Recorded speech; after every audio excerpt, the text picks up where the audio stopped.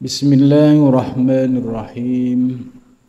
Alhamdulillahilladzi allamani bi ulumil ulama'il muwahhidin wal muhaqqiqin wa arsadani ila tariqim mustaqim.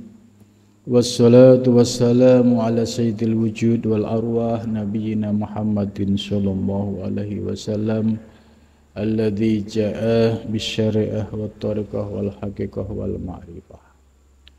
Wa ala alihi wa sahbihi ajmain amma ba'du. Subhanaka la ilma lana illa ma 'allamtana innaka antal alimul hakim. La haula wa la quwwata illa billahil aliyyil azim. Malam ini kita akan melanjutkan pembahasan kitab Bidayatul Hidayah, yaitu sudah sampai halaman 97 ya. Qala musannif rahimakumullah wa nafa'ana bihi wa bi ulumihi fid dharain amin ya rabbal alamin. Wa'lam, dan ketahuilah annallaha, sesungguhnya Allah Ta'ala maha tinggi, la yusallituhum, tidak mengirim, tidak menguasakan siapa Allah, yahum, kepada mereka, alaika, atasmu, bidzalika, dengan tersebut, yaitu keburukan-keburukan, illa lidzanbin, kecuali karena dosa, sabaqo, yang telah lalu, mingka, darimu. Maksud dari makalah Imam Ghazali ini ya, ini terkait dengan pembahasan sebelumnya, bahwa situasi dan kondisi yang menyertai kita, terutama situasi yang tidak baik ya di lingkungan kita, atau posisi kita jatuh pada satu lingkungan di mana lingkungan ini tidak kondusif, tidak baik, artinya lingkungannya itu tukang fitnah, ya, tukang rumpi, tukang suudon, dan diri kita merasa kayak dikepung dengan berbagai macam situasi yang kita sulit untuk bisa keluar. Maka perlu dipahami menurut Imam Ghazali ini bahwa Allah mengkondisikan dirimu pada satu keadaan ini, yaitu tadi keadaan yang membuat Anda itu tidak nyaman karena situasi lingkungan itu ya banyak orang yang ahli fitnah, banyak orang yang ahli ngerumpi gitu. Lah ketidaknyamanan yang Anda rasakan ini sebagai akibat dari dosa yang pernah Anda lakukan pada masa lalu gitu. Nah, ini kan perlu perenungan ya. Jadi maksud makalah Imam Ghazali ini bahwa Allah Ta'ala tidak mungkin memposisikan kita pada suatu keadaan. Maksudnya di sini keadaan yang buruk, lingkungan yang buruk tadi, kecuali ada dosa masa lalu yang belum pernah Anda taubati. Gitu. Nah, di sini kita perlu merenung. Kalau kita hadir di lingkungan yang buruk, pasti kita juga akan menjadi buruk. Sebab kalau lingkungan buruk, itu tidak ada energi positif. Yang ada hanya negatif. Energinya suudzon, ya, selalu melihat orang itu dengan pandangan yang negatif, suudzon. Setelah itu kemudian fitnah, terus ghibah, ya, terus namimah. Tanpa ada di lingkungan itu orang yang menyadarkan bahwa ghibah namimah itu dosa. Apalagi fitnah orang itu juga dosa. Nah, ketika posisi seseorang dalam lingkungan yang seperti itu, ya ini oleh Imam Ghazali perlu disadari, bisa jadi ini ada efek dari dosa masa lalu yang pernah Anda lakukan. Itu. Jadi akhirnya setelah muhasabah, introspeksi, oh iya ya dulu saya berbuat begini. Kok sekarang begini? Oh ini buah dari situasi yang dulu pernah saya lakukan. Oleh karena itu, menurut Imam Ghazali, introspeksi muhasabah itu jalan yang paling utama supaya kita bisa melihat kira-kira dosa masa lalu saya apa. Oh dulu pernah ikut-ikutan mitnah, dulu pernah ikut-ikutan namimah, ghibah, gitu, dan seterusnya. Kalau kondisi sekarang kok seperti itu, maka tidak ada lain hanya bertaubat, memohon ampun kepada Allah Subhanahu wa ta'ala. Jadi illa lidzan bin syabaqo minka, pasti ya, kalau di bahasa Jawa digeragapi ya, atau melihat ke dalam diri, bisa jadi ada dosa-dosa masa lalu yang belum diampuni oleh Allah Subhanahu wa ta'ala. Walau ba'da sinin, walaupun setelah lewat tahunan. Gitu.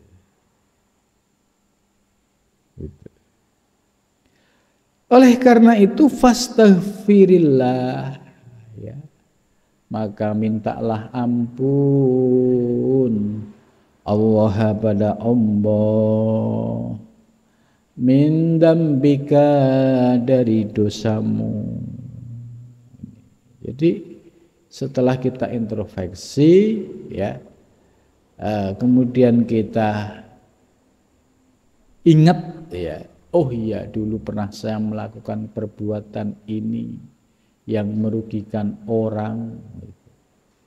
Terus dia beristighfar, yang mohon ampun kepada Allah, berharap dosa-dosa masa lalu itu diampuni oleh Allah Subhanahu wa ta'ala. Lah karena Rasulullah Shallallahu Alaihi Wasallam ya itu sudah menjelaskan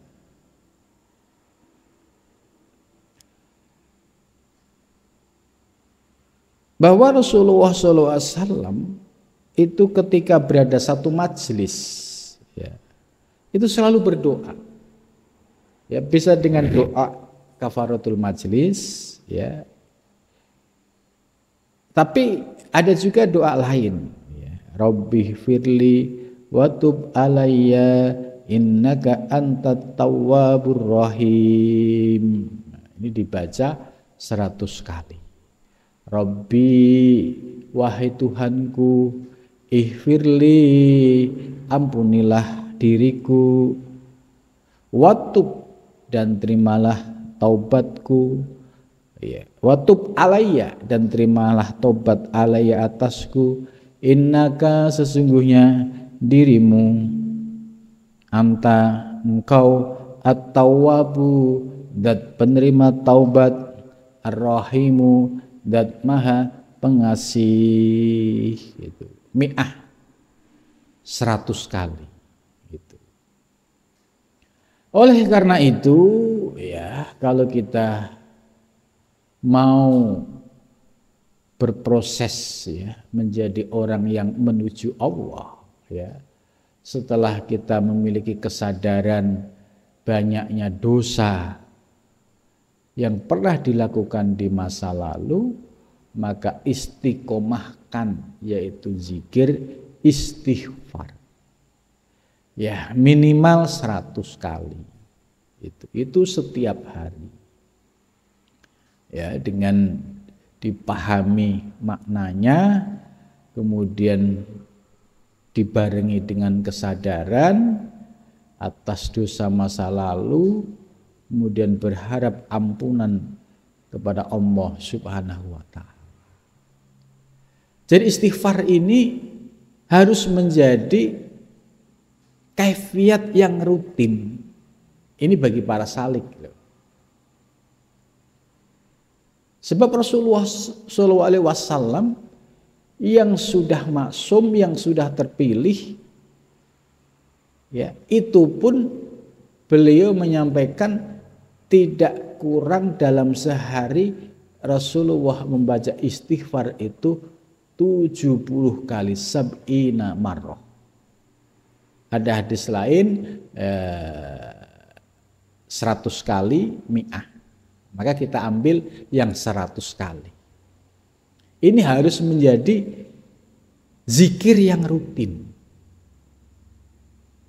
Sebab dosa itu tidak sebatas dosa zahir.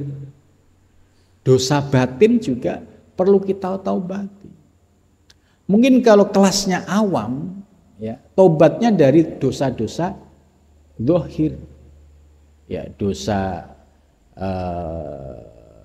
zina, dosa minum-minuman, ya, dosa dari segala perbuatan yang fahsya dan mungkar.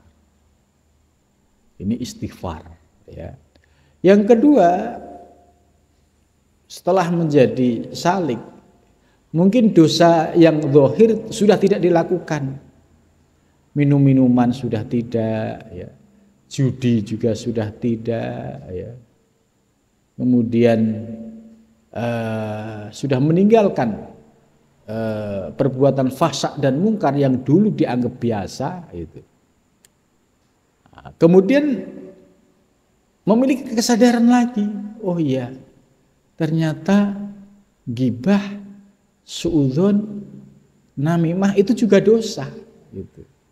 Itu yang disebut dosa batin, dan ini juga harus ditaubatin dengan baca istighfar lagi. Ya, jadi istighfarnya sudah naik kepada dosa-dosa batin, ya, seperti dosa hasud, dosa ghibah, dosa ghodab, dosa namimah, gitu. Tetap harus istighfar. Nah, kalau levelnya naik lagi, tetap juga istighfar. Minta ampunnya kepada Allah dari apa? Amma siwallah. Pada saat dia lupa mengingat Allah, dia mohon ampun. Tapi ini levelnya orang khusus. Karena itu kalau ada salik kok sudah nggak mau zikir istighfar, ya, sudah merasa suci, sudah merasa paling baik, paling soleh, tidak pernah ada kesadaran untuk istighfar kepada Allah terkait dosa zahir dan dosa batin, ini jangan-jangan dia sudah terjebak pada tipu daya iblis, yaitu kibir sombong. Ya, merasa dirinya suci, merasa dirinya sudah tidak bermaksiat lagi, merasa dirinya paling hebat di antara yang lain. Nah, ini padahal dosa-dosa batin ini juga harus ditaubati. Gitu. Jadi semakin banyak istighfar, akhirnya kita semakin tahu aib-aib dan kekurangan diri kita. Itu karena itu kalau kita melihat Rasulullah SAW yang sudah maksum dan terpilih tetap istighfar sab'ina marrah 70 kali atau mi'ah 100 kali, lah kita sebagai umatnya yang penuh dengan dosa, ya tentu jangan sampai kita angkuh dan sombong tidak mau membaca istighfar atas dosa dan kekhilafan kita. Ini kadang penyakit itu sudah merasa suci, sudah merasa paling baik, gitu. Padahal ini hanya imajinasi, gitu. Yang sesungguhnya ya belum tentu. Ini kan jebakan halus dari iblis, penyakit ujub dan takabur. Merasa hebat, merasa paling suci, padahal dosa batinnya ya berkerak, menumpuk dan tidak pernah disucikan dan tidak pernah dibersihkan. Itu.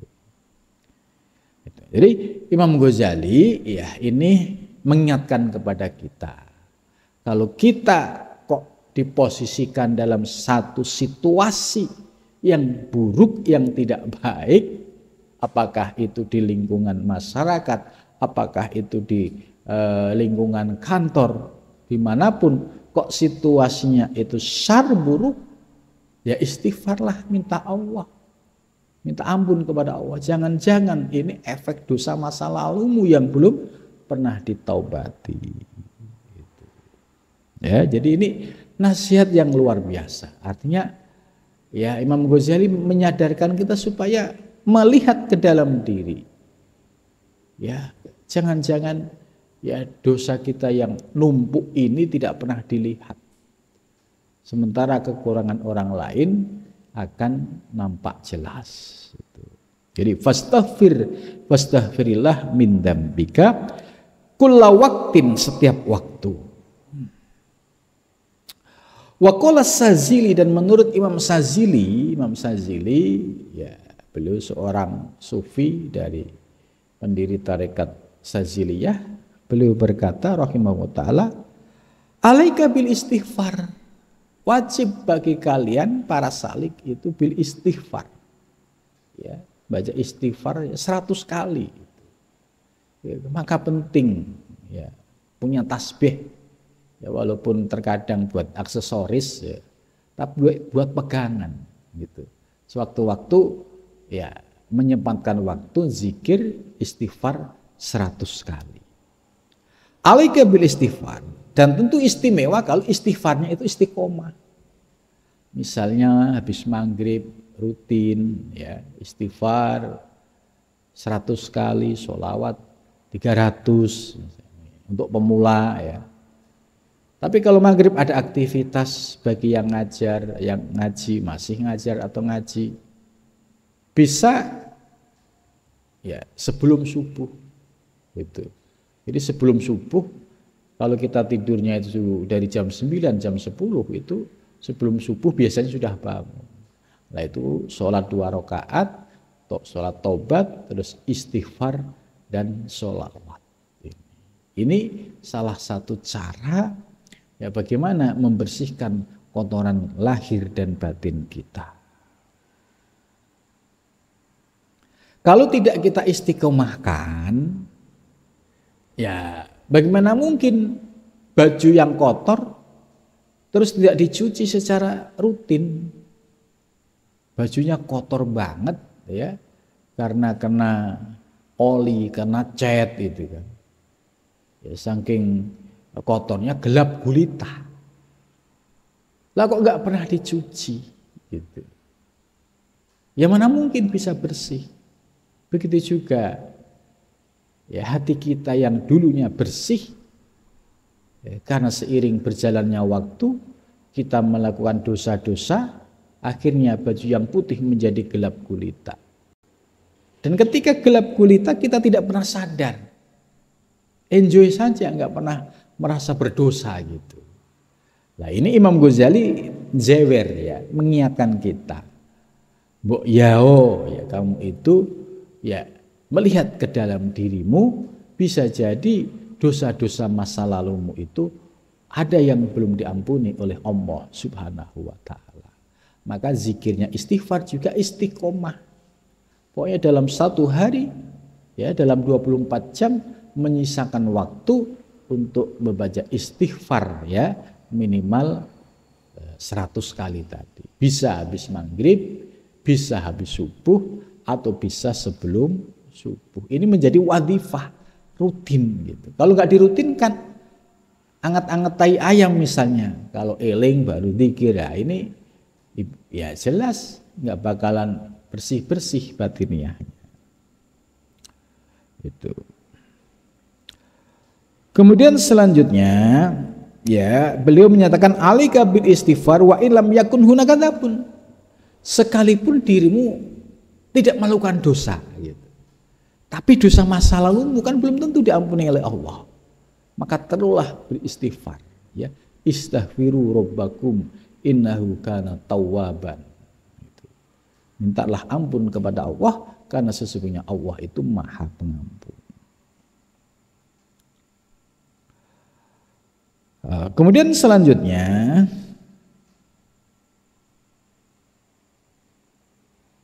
wa'lam dan ketahuilah anna dzalika sesungguhnya situasi yang buruk tersebut yang datang kepadamu, ya, itu ukubatun sebagai siksa minallahi dari Allah Ta'ala Maha Tinggi, laka bagimu fid dunya di dunia. Nah ini baru diperjelas oleh Imam Ghazali. Ternyata situasi yang buruk, ya yang ada pada dirimu, baik lingkunganmu, lingkungan rumah atau lingkungan kerja, itu bisa jadi sebagai ukubah. Ukubah itu balasan, balasan dari Allah Subhanahu wa ta'ala, ya bagimu pada saat masih di dunia. Ya bisa jadi ada dosa masa lalu yang belum kita taubati dan belum diampuni oleh Allah Subhanahu wa ta'ala. Wakun dan jadilah dirimu fima pada sesuatu bainahum antara mereka, sami'an mendengar, lihaqqihim bagi hak mereka. Ya, akhirnya dia berintrospeksi, melihat ke dalam diri, ya. Kemudian mengingat-ingat masa lalu, kira-kira ada enggak dosa yang belum saya taubati? Sami'an lihaqqihim, itu mendengar, siapa tahu ada dosa masa lalu yang belum ditaubati. As-sammu an batilihim, yaitu buta terhadap kebatilan. Itu bisa jadi dulu ya pernah ada kebatilan, pura-pura tidak mendengar. Apalagi yang posisinya menjabat, ya pada saat menjabat dulu punya kewenangan, tapi sudah jelas ada kebatilan, tapi karena kepentingan politik akhirnya tidak berani memutuskan. Nah ini kan setelah tidak jabat, ya kesempatan untuk istighfar. Karena sudah tidak jabat, siapa tahu dampak dari kebijakan yang mendiamkan kebatilan itu menjadikan banyak orang terseret pada dosa dan kedzaliman. Gitu. Nah ini saatnya untuk bertaubat kepada Allah Subhanahu wa ta'ala.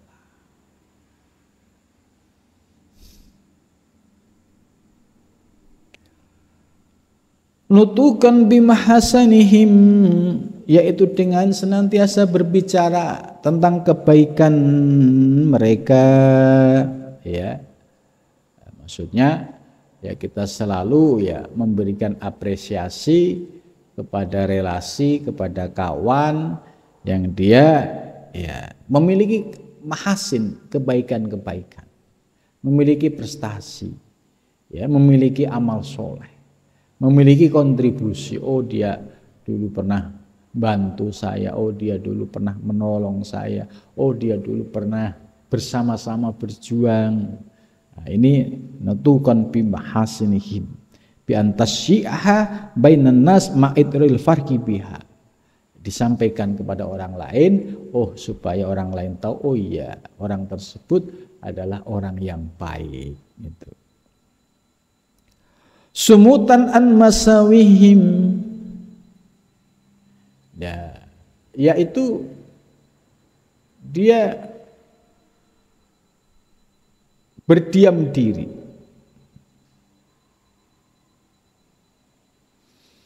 terhadap segala kekurangan dan kemaksiatan. Ya.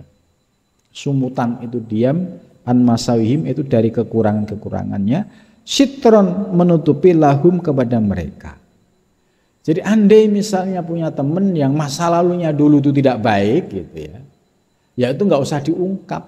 Oh dulu kamu tuh begini-begini, tidak usah. Ya, harus ditutupi gitu. Ini menurut nasihat Imam Ghazali. Itu sumutan an masawihim. Sitron farahimallahu amron ra'asayatan lagi fasataroha. Karena Allah akan memberikan rahmatnya bagi siapapun yang melihat keburukan orang lain kemudian dia menutupinya. Ini menurut Imam Ghazali dan juga dijelaskan di dalam hadis.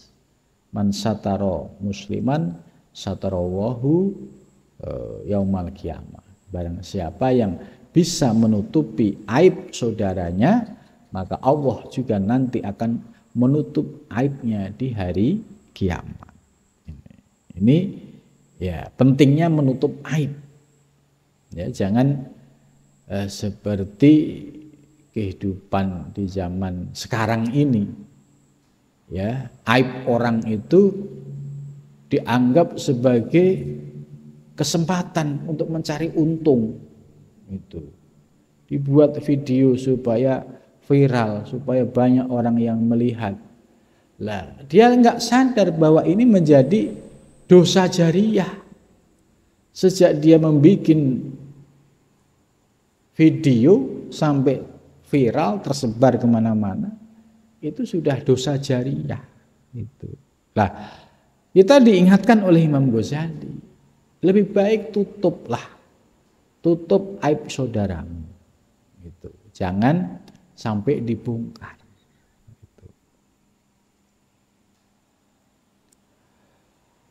Wahdar dan hati-hatilah. Nah, ini. Wahdar dan hati-hatilah mukholitota mutafaqihati zamani, ya. Mutafaqihati zamani. Wahdar dan hati-hatilah, yaitu berkumpul dengan ahli fikihnya zaman.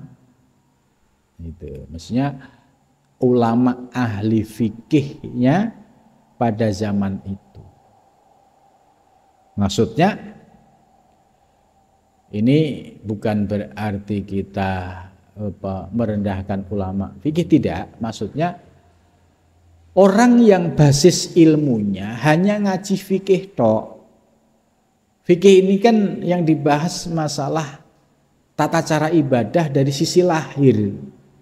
Mulai tata cara wudhu yang benar, sholat yang benar, ini fikih. Lah, orang disebut ulama fikih atau fuqaha ya karena memiliki kepakaran di dalam ilmu fikih. Nah, kritik orang yang sebatas belajar ilmu fikih kemudian tidak pernah mau belajar tentang ilmu batin, ilmu tasawuf, untuk mengenali kekurangan-kekurangan aib pada dirinya, maka ulama fikih yang fikih oriented ini, yang fikih oriented itu yang hanya ilmunya fikih tok, ya, kemudian suka ya mencari atau membuat fitnah gitu. Lah ini oleh Imam Ghazali, wahdar, hati-hati jika berkumpul dengan orang yang ulama fikihnya pada zaman itu. Artinya orang yang berilmu tapi sebatas ilmu dzahir. Tidak pernah menyadari bahwa ghibah namimah itu dosa batin. Kibir dan ujub itu juga termasuk dosa batin. Nah, kalau orang yang sudah mulai menyadari bahwa ada dosa batin seperti ghibah namimah, ujub dan kibir, maka dia akan berhati-hati. Itu. Tidak mau menyalahkan orang, apalagi menuduh orang. Dia lebih banyak berhati-hati. Maka wahdar dan hati-hatilah. Sebab yang disebut ulama mutafaqihatul zaman ini ditambah la siyama, terlebih al-mustaghilina bil khilaf, terlebih ulama-ulama zahir yang sibuk dengan persoalan khilafiyah. Ya, kunut tidak kunut, wah itu dibahas sampai ya berhari-hari, berbulan-bulan gitu. Jadi persoalan-persoalan sepele, persoalan-persoalan khilafiyah, tapi dijadikan masalah. Gitu. Akhirnya nyerang ulama sana, nyerang kiai sana, gitu. Merasa tidak sejalan, padahal persoalan khilafiyah.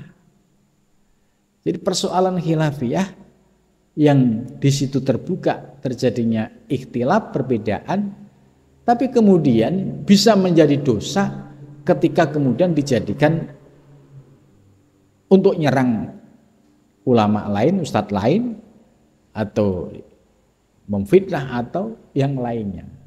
Nah ini yang dikhawatirkan oleh Imam Ghazali seperti ini. Kalau ulama hanya basisnya fikih tok ya, tidak ngaji ilmu-ilmu yang terkait dengan batiniyah, itu potensi untuk menjadi ahli jidal ya, ahli debat, terus ribut masalah khilafiyah. Akhirnya apa? Energinya habis. Ya, tidak pernah berpikir bagaimana ibadahnya itu apakah sudah ikhlas, diridhoi oleh Allah atau tidak, itu tidak pernah berpikir. Dan dia juga tidak pernah berpikir apakah sholatnya itu sudah benar-benar lurus karena Allah atau masih karena riya. Ya karena dia tidak mengenal ilmu batin, mengenal ilmu tasawuf, ya merasa bangga dengan sholatnya. Padahal kalau dideteksi, dicek, oh sholatnya ternyata masih karena makhluk, ya masih pengen dipuji orang, masih pengen dilihat orang. Gitu. Kalau nggak dipuji, dia semangatnya menurun. Gitu. Nah, inilah yang dikritik oleh Imam Ghazali yang model seperti ini. Gitu. Ya, al-mustaghilana bil khilaf. Nah itu. Jadi kalau ada ulama yang hobinya mustaghilana bil khilaf, ya tetap baik, cuma tidak menjadi teman karibnya lah gitu. Karena pasti akan ada pengaruhnya. Gitu. Ya kita tetap semua baik, tapi ya kita punya sikap, punya jaga jarak. Oh ini wilayah nggak penting, gitu. Ini wilayah ya untuk membangun silaturahmi, gitu. Jadi bisa memilah dengan bijak, gitu. Tidak kemudian terpengaruh oleh ya ulama yang sebatas memiliki pemahaman hanya persoalan lahiriah saja.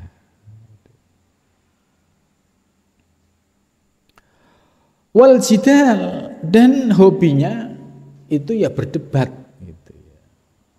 Ini juga repot juga ini ulama yang misalnya memiliki keahlian nahwu sorob gitu ya, itu kan dia tahu kalau orang yang ahli sorob itu ketika mendengar orang baca teks Arab salah harokat itu tahu itu mubtada kok dibaca nasab misalnya, itu tahu.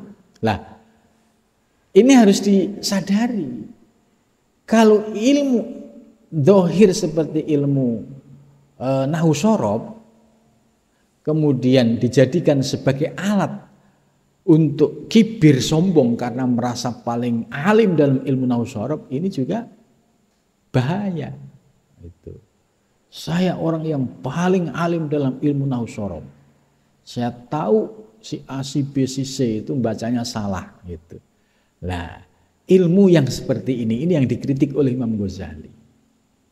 Ya, dia satu sisi diberikan pemahaman ilmu furu'iyah, ya, diberikan pemahaman ilmu nahwu sorob, tapi kemudian lepas kontrol, akhirnya sombong. Nah, sombong ini sudah penyakit batin. Itu. Nah, ini apa yang disampaikan oleh Imam Ghazali, ya perlu diwaspadai penyakit-penyakit batin ini yang terjadi pada ulama atau ustadz. Maka sikap yang paling bijak, ya misalnya ada orang membaca ayat atau hadis atau kitab gundul kok salah narkibnya, ya sudah jangan ambil pusing. Ya, artinya kita memahami dengan bijak. Gitu, ya sudah nggak apa-apalah, wong itu juga baca itu karena ketidaktahuannya juga nggak dosa gitu kan. Jadi untuk supaya ego kita nggak naik gitu. Karena kalau naik, waduh pasti akan dicela, pasti akan muncul kalimah-kalimah yang sifatnya menyerang, dan ini nggak diajarkan oleh Imam Ghazali gitu. Maka ketika kita paham ilmu nahwu, ketika ada orang salah ya sudah kita maklumi. Kalau memang ada kesempatan untuk mengingatkan, memperbaiki, ya sampaikan saja, tapi dengan cara yang tidak memalukan gitu. Misalnya dia lagi ceramah di hadapan murid-muridnya, terus kita kritik soal nahwu sorobnya, kan kasihan, malu dia. Walaupun benar, tapi kan nggak boleh membuat malu di depan orang ini. Maka ya satu saat berdua, misalnya Kiai kemarin bacanya ngapunten kurang pas, seharusnya begini, tapi Kiai baca ini. Jadi tetap dalam posisi menghargai. Nah, inilah pentingnya adab dan etika dalam berilmu.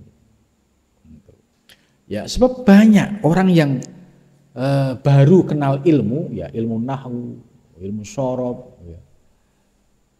Ilmu-ilmu lahir ini baru kenal, wah itu pasti ya, kemelindingnya luar biasa. Apalagi kalau sudah memiliki kemampuan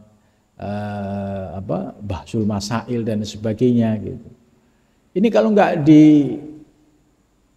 dikontrol dengan ilmu tasawuf, pasti menjadi orang yang sombong dan angkuh. Gitu. Karena ya orang semua akan dikritik, semua orang akan direndahkan. Gitu. Padahal merasa lebih dari yang lain itu tidak dibenarkan, karena ini sifat-sifat negatif yang virusnya, sumbernya dari setan. Wahdar, dan hati-hatilah minhum, dari mereka. Jadi hati-hati betul, ini sampai wahdarnya 2 kali. Yaitu orang yang hanya memahami ilmu zahir, ilmu fikih, yang sama sekali tidak tersentuh oleh ilmu batin, dan hobinya itu hanya mempermasalahkan soal khilafiyah dan debat yang enggak ada manfaat dan maslahahnya. Karena kalau kita temenin terlalu baik, pasti kita juga akan kena dampak negatifnya. Energi negatifnya pasti akan mempengaruhi diri kita.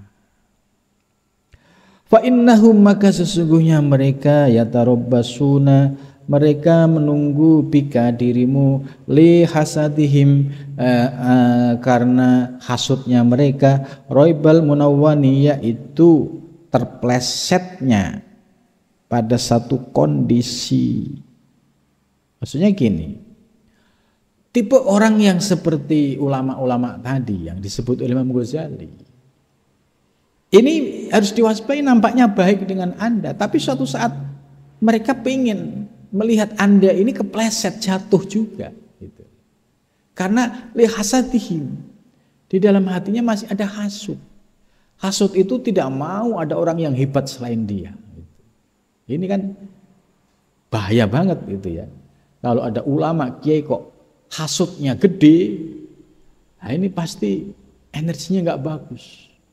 Semua akan dicela, semua akan difitnah, semua akan dihinakan.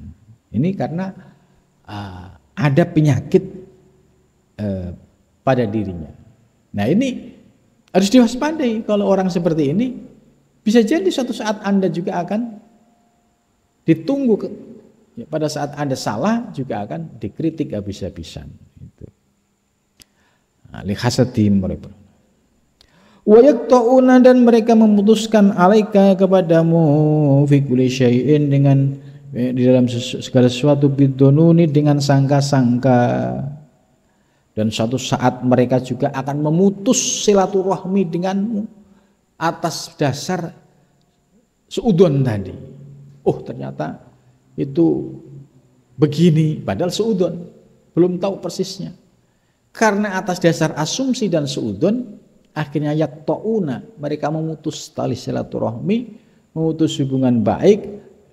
Nah, ini kalau orang yang tadi memiliki sifat-sifat seperti itu, ini kemungkinan seperti ini juga akan terjadi pada diri Anda.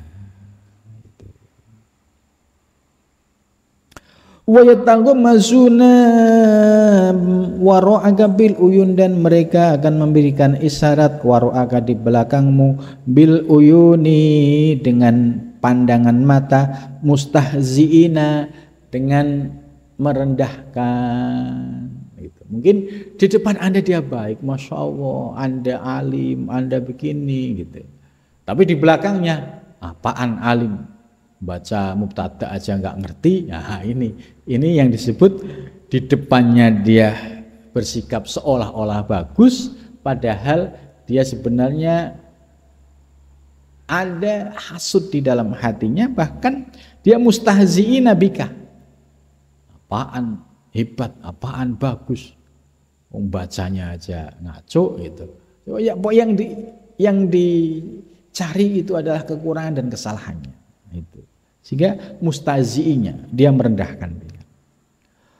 Wa yahsuna 'alaika asyurataka, dan dia senantiasa menunggu zalatika, keplesetmu. Ya kapan ya dia ngomong salah itu gitu. Sebab kalau dia ngomong salah langsung digoreng, langsung di framing ya. Ini kan sudah punya niat jahat gitu. Jadi dia menunggu, nggak pengen lihat orang itu temennya ya itu dalam kondisi baik-baik saja, nggak, pasti dicari kesalahan. Fi asyratihim, dalam waktu berkumpul, ay waqfi waqti mukhalatihim,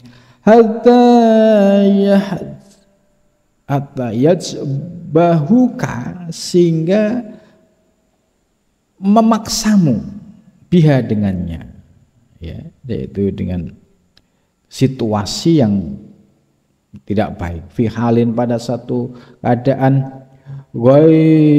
ay fi waqti ghaitihim, pada saat marahnya mereka, ya, wa munadaratihim, dan pada saat mujadalahnya mereka, wala yakiluna, dan mereka tidak ngangkat laka bagimu asratun, yaitu asrah ay saktoh, wala yahfiruna laka zalatun, dan mereka tidak mengampuni laka bagimu zalatun, yaitu kesalahan, wala yastawruna, dan mereka tidak menutupi laka bagimu auratan aurat. Jadi ya mereka nampak baik, tapi sesungguhnya dia ini orang yang berhati buruk.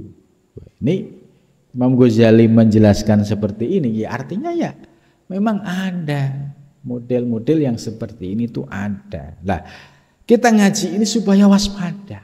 Oh iya, ternyata karakter orang itu begini. Walaupun berilmu, ada juga. Kalau ilmunya sebatas itu, ya pasti sifat-sifatnya persis apa yang disampaikan oleh Imam Ghazali. Wala yastaruna laka auratun. Yuhasabunaka, dan mereka akan menghitungmu akan alan nakiri, atas lalat hitam, wal kitmiri, dan kulit yang tipis. Ini maksudnya seperti peribahasa ya, kesalahan di depan mata tidak nampak ya, tapi kesalahan orang lain di kejauhan nampak. Ini kalimat alan nakir wal kitmir itu maksudnya seperti itu. Jadi kesalahan dirinya ya di depan matanya itu nggak nampak. Tapi giliran kesalahan orang lain jauh itu kelihatan sekali. Nah ini ada orang yang karakternya seperti ini. Ya. Jadi gajah di pelupuk mata tidak nampak ya, tapi kotoran yang jauh ya seperti lalat itu nampak sekali. Itu mengibaratkan kekurangan-kekurangan dirinya tidak pernah dimuhasabai, tapi dia rajin muhasabah kekurangan orang lain. Wa yahsudunaka, dan mereka hasud terhadapmu gitu. Tetap hasud mereka. Alal qalili, atas sedikit, wal kasiri, dan banyak, minan nikmati, dari nikmah itu. Anda misalnya lagi rezekinya pas-pasan, itu juga bisa menjadi fitnah. Itu apaan Ustadz, buat makan aja nggak bisa gitu. Giliran diberikan rezeki yang melimpah oleh Allah, ya tidak bisa diam juga, difitnah juga. Oh jangan-jangan gitu, jangan-jangan ya. Ini tandanya orang hasud. Jadi melihat dalam kondisi sulit, ya temannya, saudaranya tetap juga difitnah. Sebaliknya ketika dalam posisi berlimpah rezeki misalnya, tetap saja difitnah. Kenapa? Karena hatinya sudah ada penyakit, yaitu yang namanya hasud. Maka penting membersihkan hati dari hasud, ini penting. Wa yakhruduna 'alaikal ikhwan bin namimah, dan mereka selalu melakukan provokasi. Ya, ngomong kepada teman A begini, B begini, padahal sebenarnya nggak ada apa-apa. Gitu. Supaya apa? Supaya dia marah kepada si B, si C marah kepada si A. Gitu. Ini namimah. Padahal sebenarnya nggak ada apa-apa. Gitu. Nah, ini karakter buruk. Kalau ada orang yang karakternya begitu, ya itu berarti tandanya bahwa di dalam hatinya masih menumpuk penyakit-penyakit batin. Ya sekalipun dia ulama. Ya.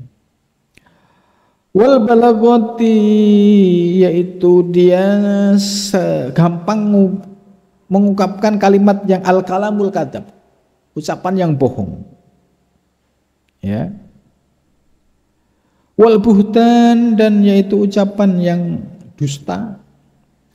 In rodu, jika mereka ridho angka darimu. Fadhahiruhum al-malak. Jadi suatu saat ekspresinya akan nampak.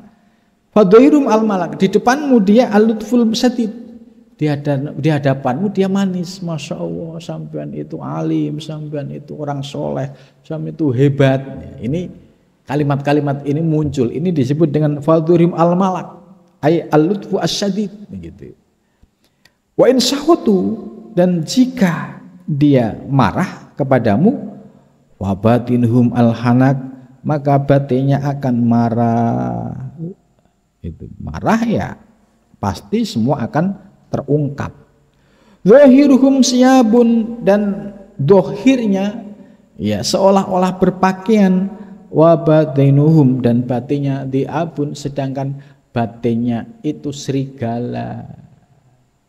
Jadi domba berbaju serigala, maksudnya nampak luarnya kayak serigala tapi sesungguhnya di dalamnya serigala. Jadi nampak lahirnya domba tapi di dalamnya sesungguhnya serigala.